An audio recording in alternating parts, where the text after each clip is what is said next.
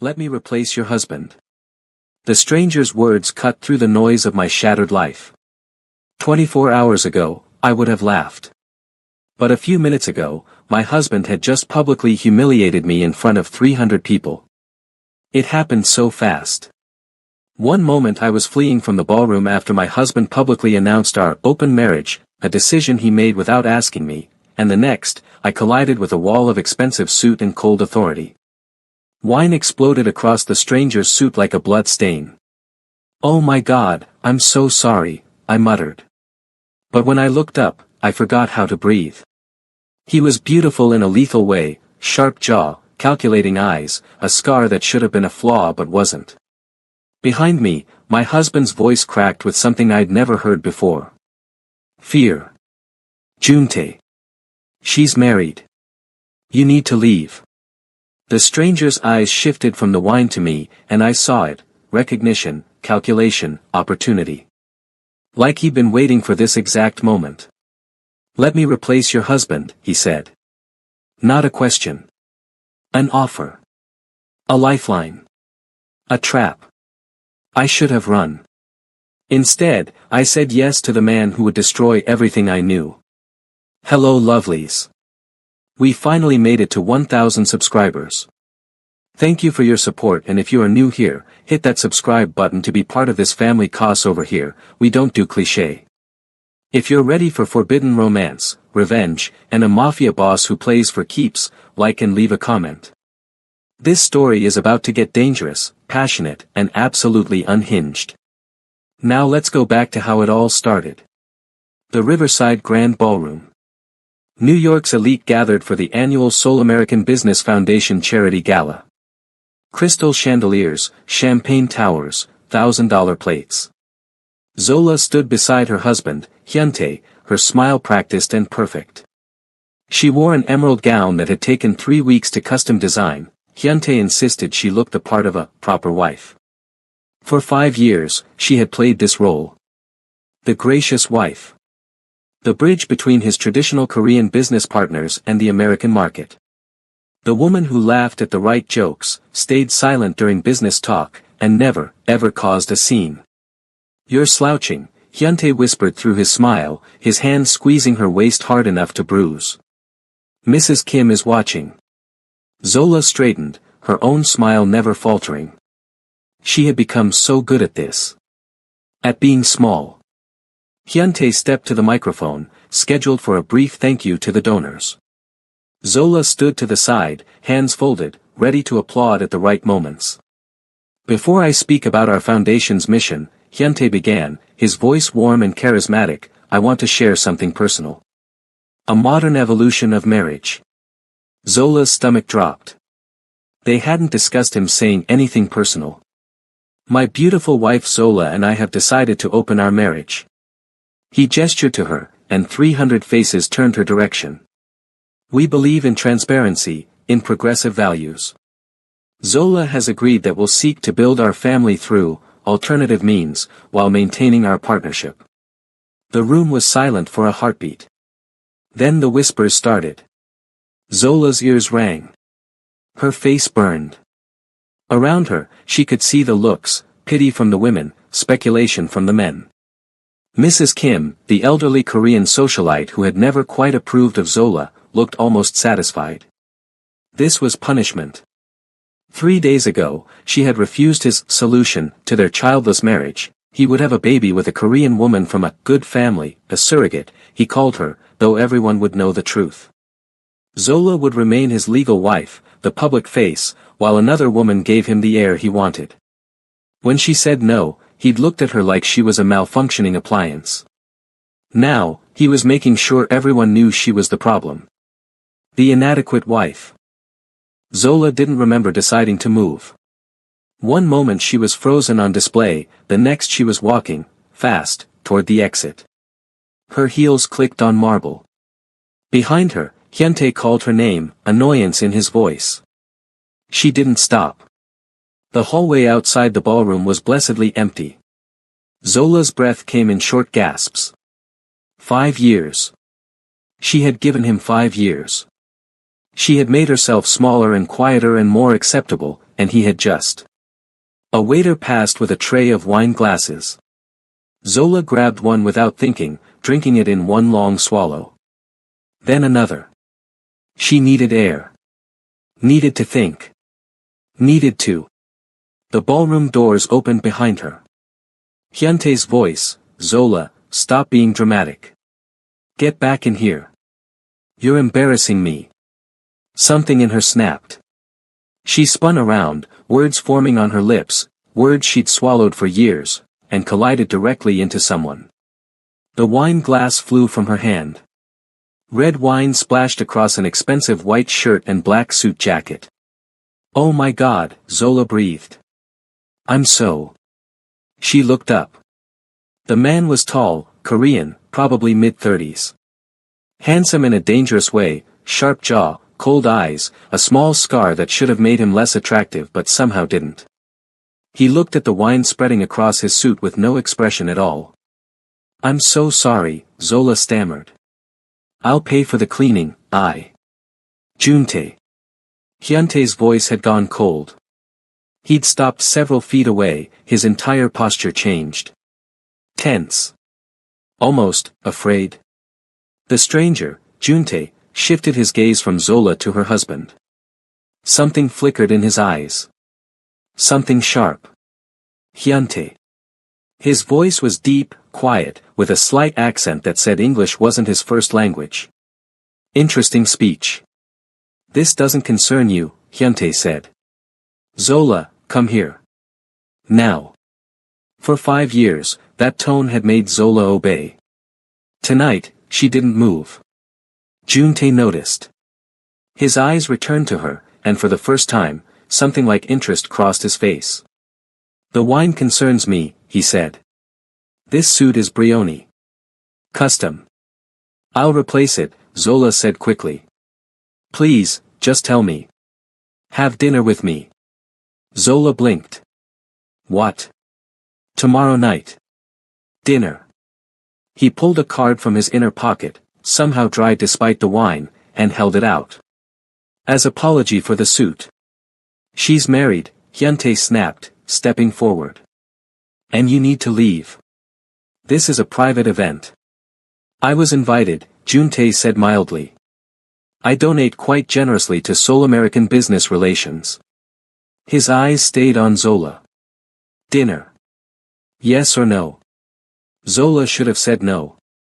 Should have apologized again, gone back to her husband, played her role. But Hyuntae had just announced to 300 people that she wasn't enough. That he was looking for someone else. She took the card. "Yes," she said. "Tomorrow night." Juntae's mouth curved, not quite a smile, but close. "I'll send a car." He looked at Hyuntae once more, and Zola could swear the temperature in the hallway dropped.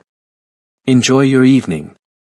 He walked away, moving like a man who owned every space he entered. Hyuntae grabbed Zola's arm, yanking her around. "Do you know who that is? Are you insane?" "You just announced our open marriage," Zola said quietly. "Aren't I allowed to explore that freedom?" His face went red. "Not with him. Anyone but him. He cut himself off, jaw working. "He's what? Dangerous. Criminal. Hyuntae lowered his voice. "He's Han Juntae. He runs half the underground on the East Coast. Ports, smuggling, God knows what else. Stay away from him." Zola looked down at the card in her hand. Simple, expensive cardstock. Just a name and a phone number. "Why does a criminal get invited to your charity gala?" she asked. Hyuntae's silence was answer enough. Zola pulled her arm free. "I'm going home. To my mother's house. Don't follow me." "Zola. You wanted an open marriage, Hyuntae." She looked him in the eyes, saw him clearly for maybe the first time in years. "You just opened it." She walked away, her head high, her heart pounding. Behind her, Hyuntae didn't follow.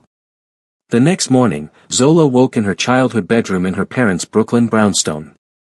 Her mother had asked no questions when she arrived near midnight, just made up the bed and left a mug of warm milk on the nightstand like Zola was 16 again. Now, morning light filtered through familiar curtains, and reality settled over her like a weight. Her phone had 43 messages. 12 from Hyuntae. The rest from friends, acquaintances, business contacts, everyone who'd been at the gala. She ignored all of them and pulled out the card instead. Han Juntae. Just the name and number. No title, no company. Men who were truly powerful didn't need to explain themselves. He's dangerous. Criminal. Hyuntae's warning should have mattered. It didn't. Zola had been safe and appropriate her entire marriage. Where had it gotten her? She dialed before she could overthink it. He answered on the first ring. Ms. Okafor.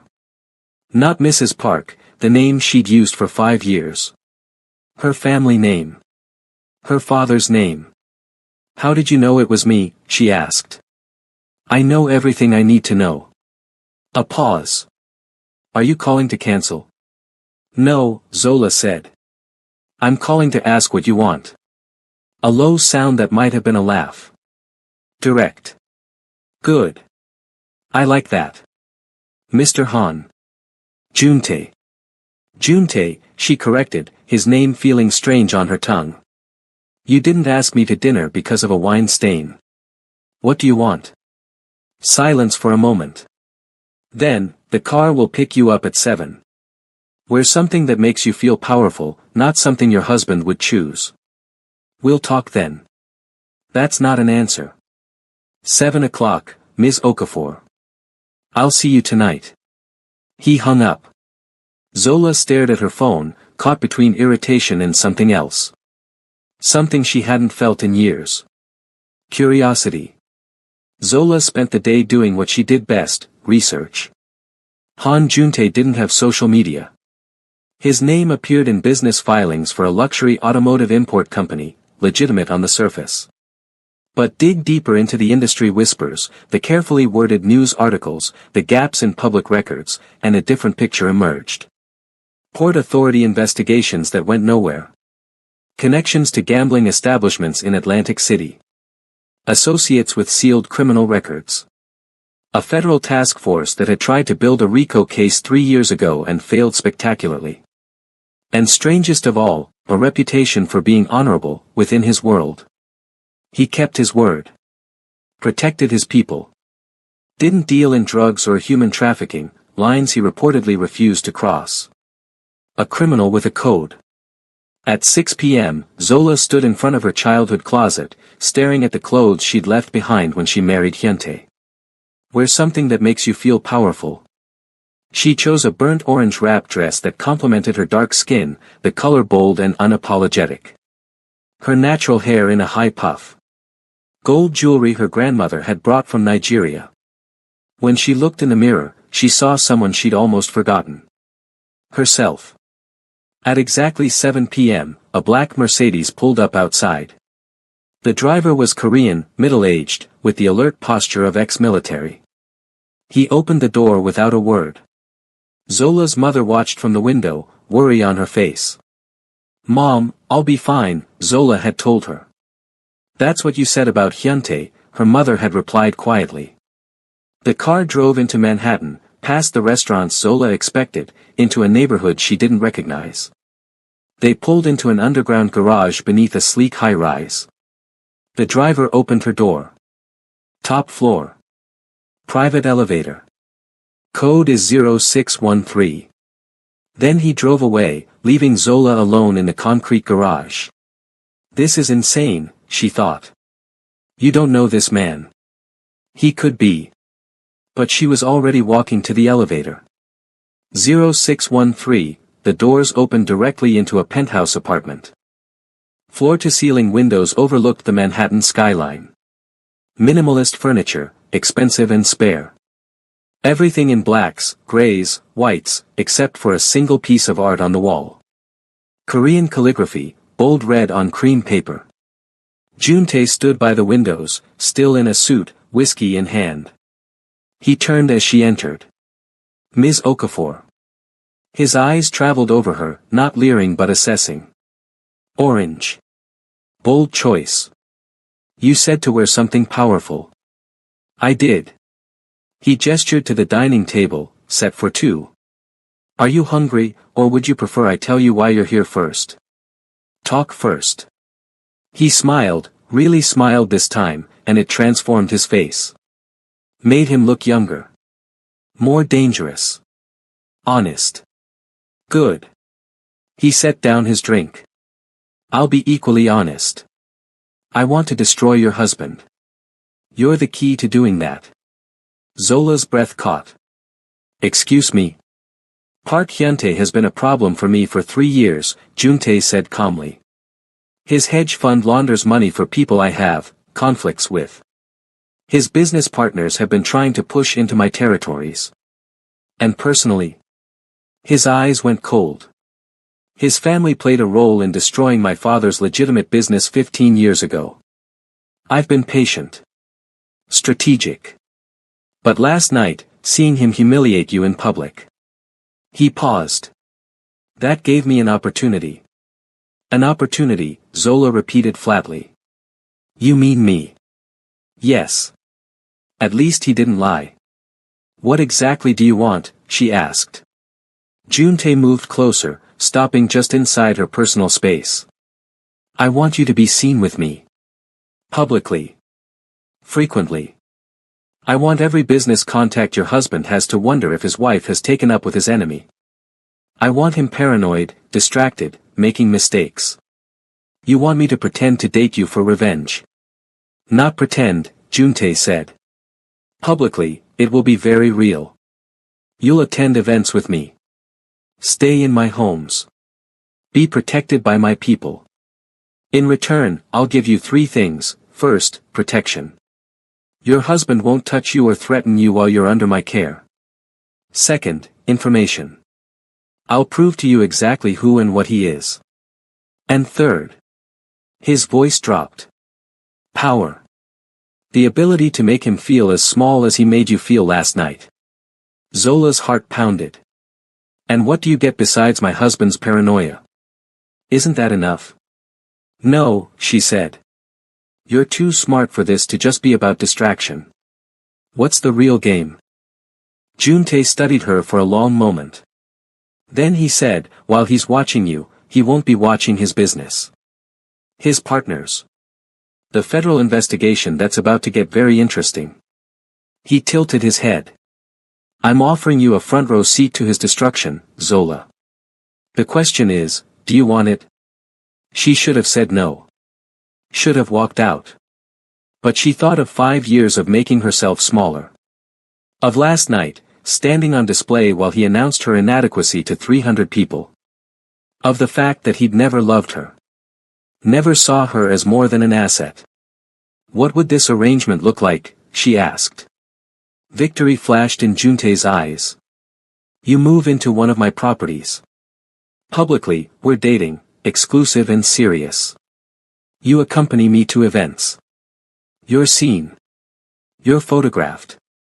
You let me dress you, protect you, and give you the life you deserve. And privately? Privately, you have your own space. Your own room, unless you choose otherwise. I won't touch you without your explicit consent. His voice was firm. I'm many things, Zola, but I'm not your husband. I don't take what isn't freely given. How long? 3 months. By then, either your husband will have made the mistakes I need, or... He shrugged. We'll reassess. And after 3 months... You walk away with a very generous settlement for your time and trouble. Plus whatever you want from your husband's ashes. Zola moved to the windows, looking out at the city lights. Why me? If you just need someone to make him paranoid, there are 1,000 women. Because it has to be you, Juntae interrupted. You're his pride. His proof that he's modern and open-minded. See how he married a black woman. But he never respected you. He paraded you when it served him and diminished you when it didn't. Taking you isn't just taking any woman. It's taking the symbol of everything he pretends to be and revealing what he actually is. He moved beside her, close enough that she could smell his cologne, something expensive and subtle. And because, he added quietly, when I researched you, I found someone brilliant. Someone who built her career on reading people and markets. Someone who deserved far better than to be humiliated at a charity gala. He paused. You're not a prop in this, Zola. You're a partner. I need you sharp and angry and powerful. Not broken. Zola closed her eyes. If I say yes, my reputation will become exactly what you make it. Yes, people will talk. Let them. You'll be the woman who left a cheating husband and found someone who treats her like a queen. His voice hardened. And anyone who has a problem with that will have a problem with me. She should have been frightened by the threat in those words. Instead, she felt something else. Protected. When was the last time anyone had protected her? Zola opened her eyes, met his gaze in the reflection. I want some conditions of my own. Name them. First, I keep my business. My clients, my reputation in my industry. I won't be just your accessory. Agreed. I'll even help expand your client base if you want. Second, I can leave at any time. If this becomes dangerous or something I don't want, I walk, no questions. He hesitated, then nodded. Agreed. Though I promise you'll be safer with me than you've been in years. Third, she turned to face him properly. You're honest with me. About your business, your plans, what I'm walking into. I won't be a pawn who doesn't know the game. Juntae smiled. That might be the most dangerous thing you've asked for. That's my price. He extended his hand. Then we have a deal, Ms. Okafor. Zola looked at his hand. This was it. The moment she chose. Safe, humiliated, small, or dangerous, powerful, free. She took his hand. His grip was warm, firm, controlled. We have a deal, she said. But call me Zola. If we're going to convince people we're together, you should use my first name. Zola, he repeated, and something in the way he said it, careful, almost reverent, made her breath catch. Should we eat? He asked. And then we'll discuss the details of your new life. Your new life. Zola sat at the table, and Juntae poured her wine, a different vintage than the one she'd spilled on him, but equally expensive. To revenge, he said, raising his glass. Zola raised hers. To freedom. Their glasses clinked, and Zola drank, feeling like she was standing on the edge of a cliff. She just hoped she could fly. 2 days later, the penthouse in Tribeca had a view of the Hudson River and more square footage than Zola's childhood home. 3 bedrooms, a chef's kitchen she'd probably never use, and a walk-in closet that was currently being filled by a team of stylists Juntae had hired. This is too much, Zola said for the 3rd time. Minseo, Juntae's head of security, a woman in her 40s with sharp eyes and a no-nonsense attitude, simply shrugged. Boss's orders. You're his woman now. You look the part. His woman. The phrase should have bothered Zola more than it did. The stylists left behind a wardrobe worth more than Zola had made in 2 years, designer dresses, casual wear that cost more than formal wear elsewhere, shoes, bags, jewelry. I can't accept all this, Zola said when Juntae arrived that evening. He looked at her like she'd spoken a foreign language. Why not? Because it's transactional. Like you're buying me. Juntae set down his briefcase, loosened his tie. I'm buying you armor, he corrected. In the world we're about to enter together, appearance is power. I'm ensuring you have every weapon you need. He paused. But if it makes you uncomfortable, consider it a loan. Return it all in 3 months if you want. Zola stopped. Put that way, it made a strange kind of sense. Fine. But I'm keeping a list. I'll know exactly what it's worth. He smiled. I'd expect nothing less. He gestured to the door. Are you ready for tonight? Tonight. Their first public appearance. A gallery opening in Chelsea. Art world elite, business executives, old money, and new. Exactly the crowd that would notice and talk. I'm ready, Zola said, hoping it was true. The car ride was quiet. Juntae worked on his phone while Zola watched the city pass by, anxiety building in her chest. Nervous? He asked without looking up. Should I be? No. He put the phone away, giving her his full attention. But you are. Why? Zola hesitated. Because tomorrow, everyone will know. It'll be real. It's already real, Juntae said. Your husband has called you 67 times since the gala. He's had his lawyer send 3 cease and desist letters to my business attorney. He knows you're with me. He leaned closer. Tonight, we just make sure everyone else knows too. And you're sure this will work? That he'll, what, make mistakes? He's already making them, Juntae said. He's angry, which makes him sloppy. Angry men reveal themselves. The car stopped. Outside, Zola could see photographers, the gallery's lit entrance, people in expensive clothes. Her heart hammered. Juntae's hand covered hers. Zola. Look at me. She did. You walk in there on my arm, and you're untouchable, he said quietly. Anyone who's ever dismissed you, every time your husband made you feel less, you erase all of it tonight. You walk in as the woman who chose herself. His grip tightened slightly. Can you do that? Zola thought of the gala. The whispers. 5 years of being decorative and quiet. Yes, she said. Then let's go. The driver opened the door. Juntae exited first, then extended his hand. Zola took it and stepped out into camera flashes. She wore midnight blue tonight, a silk dress that the stylist had sworn was perfect for her skin tone, with a slit that showed leg when she walked. Her hair was slicked back into an elegant low bun. Diamond earrings that Juntae had presented without ceremony. Beside her, Juntae was in all black, his hand firm on the small of her back.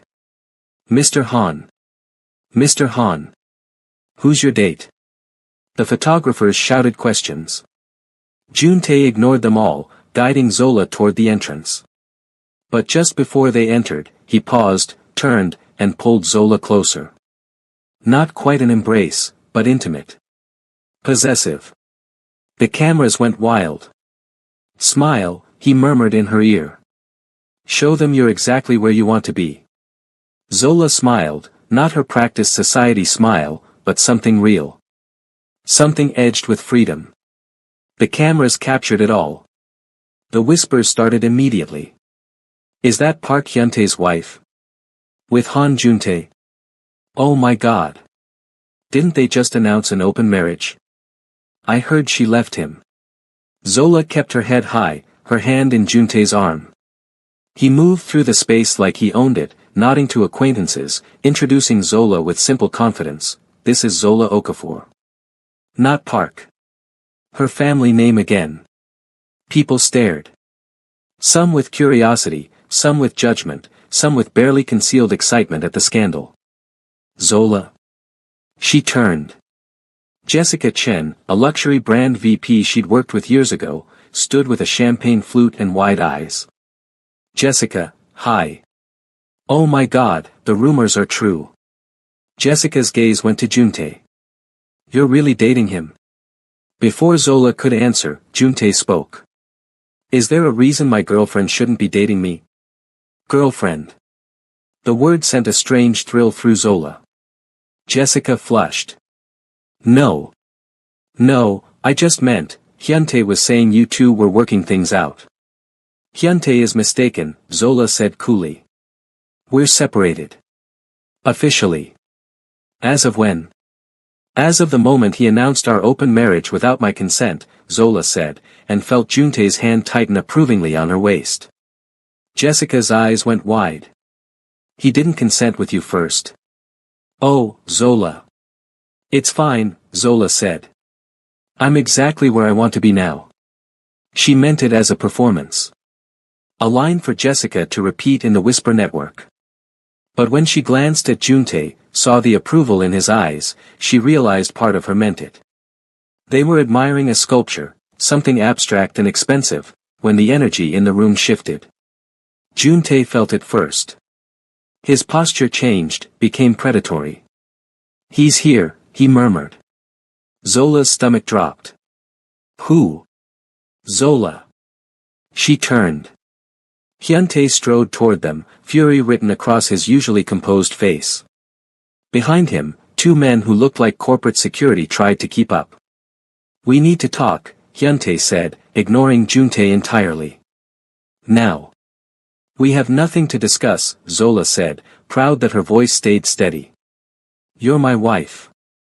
Who you publicly humiliated and proposed an open marriage to," Zola interrupted. "I'm taking you up on that openness." Hyuntae's face went red. "Not with him. Anyone but him. This is, Zola, do you have any idea what he is? A better man than you?" Zola suggested. Juntae made a low sound that might have been a laugh. Hyuntae finally looked at him, hatred in his eyes. "This is a game to you. You're using her to get to me." "Am I?" Juntae's voice was mild. "Or perhaps your wife is simply done with how you've treated her. She doesn't know what she's doing." "I'm standing right here," Zola snapped. "And I know exactly what I'm doing. I'm choosing myself for the first time in 5 years. By whoring yourself to a criminal." The words hung in the air. The gallery had gone silent. Everyone was watching. Juntae moved before Zola could react. One moment he was beside her, the next he was in Hyuntae's space, his hand wrapped around Hyuntae's throat, not choking, but controlling. "Apologize," Juntae said quietly. "Now." Mr. Han, one of the security guards, reached for him. Juntae didn't even look at the man. "Touch me and you'll lose the hand." The guard froze. "Apologize to Zola," Juntae repeated, his voice deadly calm. "For that insult and for every way you've disrespected her." Hyuntae's face was going purple. "You can't." "I can." Juntae leaned closer. "And if you ever speak to her that way again, what I do to you will make tonight look gentle." He released Hyuntae suddenly. Hyuntae stumbled back, gasping. Zola should have been horrified. Should have been afraid of the violence Juntae had just displayed. Instead, she felt protected. Valued. Seen. Juntae turned to her, his expression softening. "Are you alright?" "I'm fine," she whispered. "Then let's leave. This gallery isn't worth our time." He offered his arm. Zola took it, and they walked toward the exit together. Behind them, Hyuntae shouted, "This isn't over. Zola, you're making a mistake." Juntae paused at the door, looked back. "The only mistake she made was marrying you." Then to the room at large, "If anyone has a problem with Zola being with me, they can discuss it with me personally." No one spoke. They left to camera flashes and stunned silence. Zola's hands were shaking. Adrenaline, fear, exhilaration, she couldn't tell which. "Are you angry?" Juntae asked. "About what?" "I put my hands on him. Made a scene. That wasn't subtle." Zola looked at him. "He called me a whore. And I should have let you handle it," Juntae said. "You're not helpless. I apologize for implying otherwise." That was not what she expected. "You're apologizing for defending me?" "I'm apologizing for taking your agency," he corrected. "You're my partner in this, not a damsel to rescue." He met her eyes. "It won't happen again unless you ask for my help." Zola's chest felt tight. Hyuntae had never once apologized. For anything. "Thank you," she said quietly. "But for the record?" "Seeing his face when you grabbed him was very satisfying." Juntae smiled. "Good. Because by morning, everyone in New York will know you're mine." Mine. The possessive word should have bothered her. It didn't. The next morning, Zola woke to her phone vibrating off the nightstand. 53 notifications. Instagram, Twitter, text messages from people she hadn't spoken to in years. She grabbed the phone and immediately saw why. Page 6, hedge fund wife trades up for Mafia king. Below it, a photo from last night, Juntae's hand on Hyuntae's throat, Zola in the background, her expression unreadable. Another headline, Park Hyuntae's open marriage backfires. And another, who is Zola Okafor? Everything we know about Han Juntae's new girlfriend. Zola's heart pounded. This was what she'd agreed to, but seeing it in print made it real in a way last night hadn't. Her phone rang. Juntae.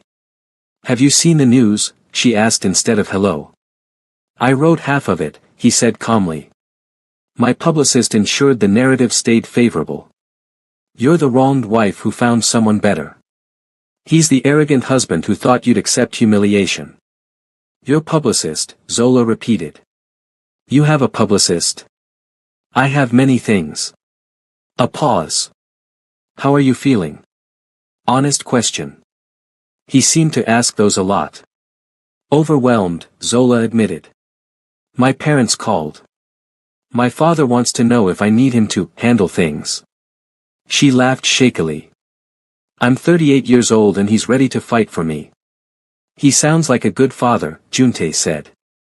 Do you want me to speak with him? Assure him his daughter is protected? The offer was so unexpected that Zola didn't know what to say. Maybe. Let me talk to him first. Of course. I'm sending a car for you at 11. We have a lunch meeting. What kind of meeting? The kind where you smile, look beautiful on my arm, and let certain people see that you're very much with me. His voice lowered. And where you start to understand what I actually do. You asked for honesty. Today, you get it. The line went dead. Zola stared at the phone, then at the headlines. What am I doing? But she got up and got ready anyway. The car brought Zola to a restaurant in Koreatown, upscale, exclusive, the kind of place that didn't have prices on the menu. Juntae waited in a private room, but he wasn't alone. 3 Korean men sat at the table. Older, 50s or 60s, expensive suits and watchful eyes. The kind of men who'd seen and done things. Juntae stood when she entered. Zola. Come, sit. He pulled out the chair beside him, not across, but next to him. Claiming her position. Gentlemen, this is Zola Okafor. Zola, these are my associates, Mr. Kim, Mr. Cho, and Mr. Lim. Associates. Right. Ms. Okafor, Mr. Kim said in accented English. We've heard much about you. All good, I hope, Zola said, falling into her professional consultant voice. Mr. Kim smiled. You were married to Park Hyuntae. That is not good. The other men chuckled. We're separated, Zola said carefully. Because he is a fool, Mr. Cho added. Any man who does not value his wife deserves to lose her. Juntae's hand found Zola's under the table. A warning? Support? She couldn't tell. The lunch proceeded like a strange business meeting. The men discussed shipping schedules, port delays, merchandise that Zola suspected wasn't entirely legal. They spoke in a mix of English and Korean, sometimes forgetting she was there, sometimes directly asking her opinion on luxury brand trends in Asian markets. Slowly, Zola realized, they were testing her. Seeing if she could handle this world. If she'd panic or judge or run. She didn't. Instead, she asked intelligent questions, offered actual business insights, and pretended the criminal undertones were completely normal. By the end of lunch, Mr. Kim nodded approvingly at Juntae. She is smart. Much better than the last one. There was no last one, Juntae said coolly. Zola is the first woman I've brought to meet you. The weight of that statement settled over the table. Mr. Lim grinned. Ah. Serious, then. Very, Juntae confirmed, his eyes on Zola. In the car, Zola finally breathed. What was that? That was me keeping my promise, Juntae said. You wanted to understand my world. Those men control significant parts of my East Coast operations. Shipping, logistics, some less legal ventures. They needed to meet you, assess you. Assess if I'm a liability, you mean? Assess if you're worthy of my protection, he corrected. There's a difference. He poured her water from the car's built-in bar. You did well. They liked you. They talked about smuggling luxury cars right in front of me. Cars, among other things. He watched her carefully. Does that bother you? It should have. Zola had built her career on legitimate business, on ethics and reputation. But she thought of Hyuntae's legitimate hedge fund and the dirty money it laundered. The way he'd used his legal marriage to trap her. Everyone's dirty, she said quietly. At least you're honest about what you are. Juntae's expression shifted, surprise, maybe respect. You're not what I expected. What did you expect? Someone I'd have to shield from reality. Protect from hard truths. He leaned back. But you don't flinch, do you? I spent 5 years married to a narcissist who gaslit me daily, Zola said. Your world is dangerous, but at least it's honest danger. Juntae studied her for a long moment. Then, I'm taking you somewhere tonight. Somewhere few outsiders see. Where? My real office. That night, the car took them to Red Hook, Brooklyn. Warehouse district, industrial, the kind of place tourists never saw. They entered through a nondescript door, down a hallway, into a space that looked like a legitimate shipping company office, until they went through another door. The room behind it was pure command center. Multiple screens showing port cameras, shipping manifests, what looked like tracking data. A dozen people working computers, speaking into headsets in Korean and English. Maps of the eastern seaboard on the walls, marked with pins and routes. This is where we actually work, Juntae said. Coordinating shipments, tracking competitors, managing the network. A woman approached, Korean, late 20s, efficient looking. Boss. The Baltimore shipment cleared. No issues. Good. And the Newark situation? Handled. The union rep accepted our terms. Excellent. Juntae turned to Zola. This is Sunmi, my operations manager. Sunmi, this is Zola.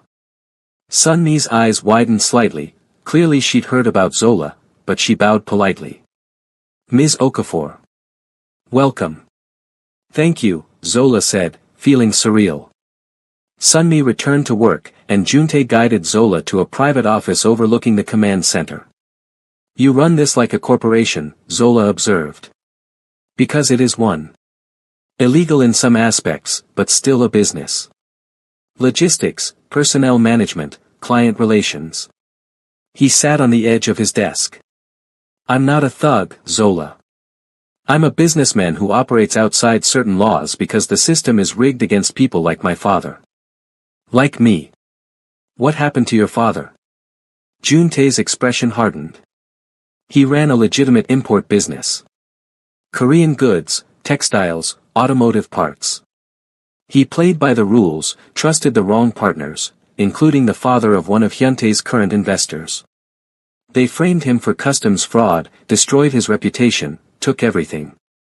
He looked away. He died of a heart attack 6 months later. Broken. And you rebuilt, Zola said softly. I rebuilt smarter. Outside the system that killed him. He met her eyes. Your husband's fund does business with the same people who destroyed my father. So yes, this is personal. But it's also justice. Zola moved closer. And I'm your weapon. You're my partner, he corrected. There's a difference. Is there? Zola challenged. Or am I just a prettier version of revenge? Juntae stood, closing the distance between them. You want truth? Here it is, yes, I initially saw you as an opportunity. The perfect way to destabilize Park Hyuntae. His hand came up, fingers brushing her jaw. But that was before I spent time with you. Before I saw how you handle pressure, how you think, how you refuse to be diminished. His thumb traced her cheek.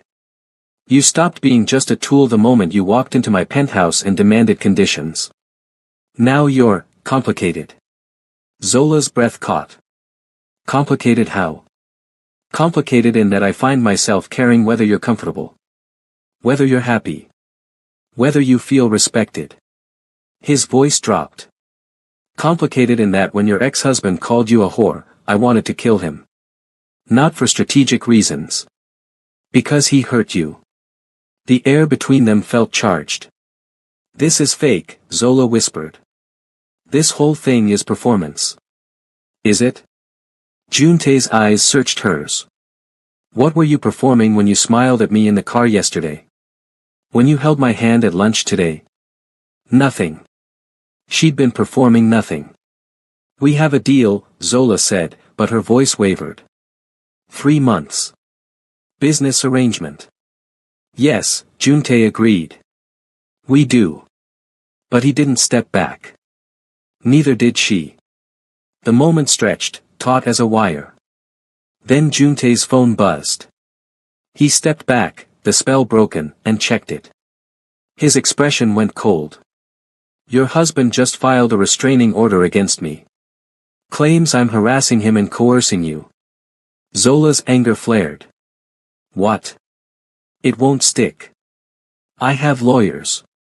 But he's escalating. Juntae's jaw clenched. He'll come after you next.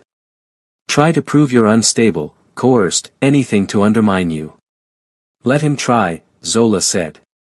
I'm done being his victim. Juntae smiled, sharp and approving. Good. Because tomorrow, we fight back. Juntae's lawyer was a sharp woman in her 50s named Margaret Chen, who had a corner office in Midtown and a reputation for destroying opponents. The restraining order is nonsense, she told them. But it's a signal. Park Hyuntae is panicking, which means he'll make more moves. Probably financial. He'll try to freeze my accounts, Zola said. Cut off my access to money.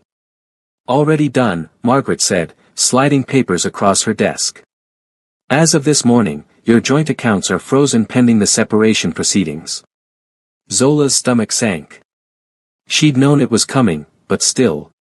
He can't touch the accounts I opened for you, Juntae said calmly. You have full access to funds. He can't control you financially. Zola wanted to argue, to say she didn't need his money. But that was pride talking, and pride wouldn't pay her bills. Thank you, she said instead. Margaret continued, we'll file for legal separation immediately, citing his public humiliation of you as cause. The open marriage announcement gives us ammunition, he changed the terms of your marriage without consent. She looked at Zola. But I need to ask, is there anything in your past he can use against you? Affairs, financial irregularities, anything? Nothing, Zola said. I was a perfect wife.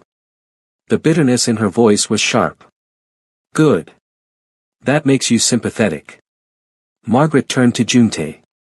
And you need to be very careful. No public violence, no obvious criminal activity. If he can prove Zola left him for a dangerous criminal, it hurts her position.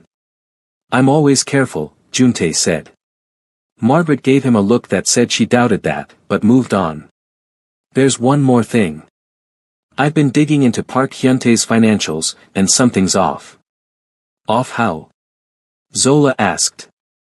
His obsession with having an heir, the surrogacy demand, it doesn't match his actual situation. Most men in his position would just divorce and remarry if children were that important. She pulled out another file. But he's never tried to divorce you. Never seriously pursued fertility treatments for you both.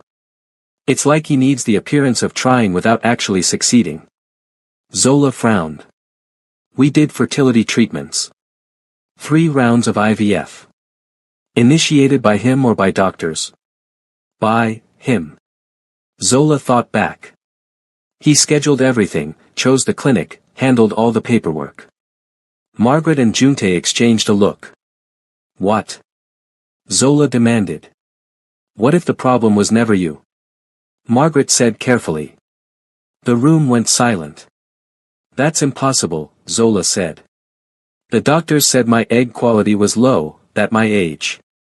What doctors? Juntae interrupted. Ones he chose.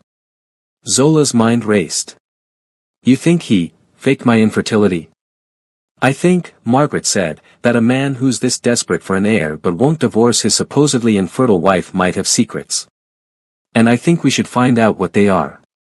2 days later, Zola sat in a different fertility clinic, one Margaret had recommended, one Hyuntae had no connection to. Ms. Okafor, the doctor said, reviewing her test results. I'm not sure why you were told you couldn't conceive. Your ovarian reserve is excellent for your age. Egg quality is good. There's no medical reason you couldn't have a healthy pregnancy. The words didn't make sense. But I was told, 3 years ago, at the other clinic. Do you have those records? My husband kept them. Of course he did. The doctor frowned. I can request them, but based on what I'm seeing today, someone either misdiagnosed you severely or... She hesitated. Or misled you. Zola sat in her car afterward, shaking. 5 years. 5 years of believing she was broken. That her body had failed. That she was the reason they couldn't have children. 5 years of that guilt, that shame, that sense of inadequacy. And it had been a lie. Her phone rang. Juntae. What did the doctor say? He asked.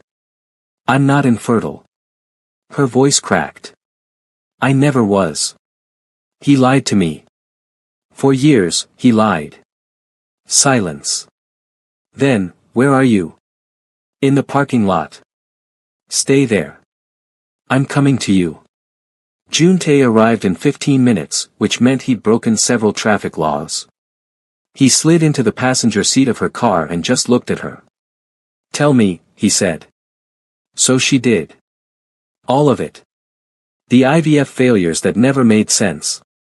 The doctors who wouldn't quite meet her eyes.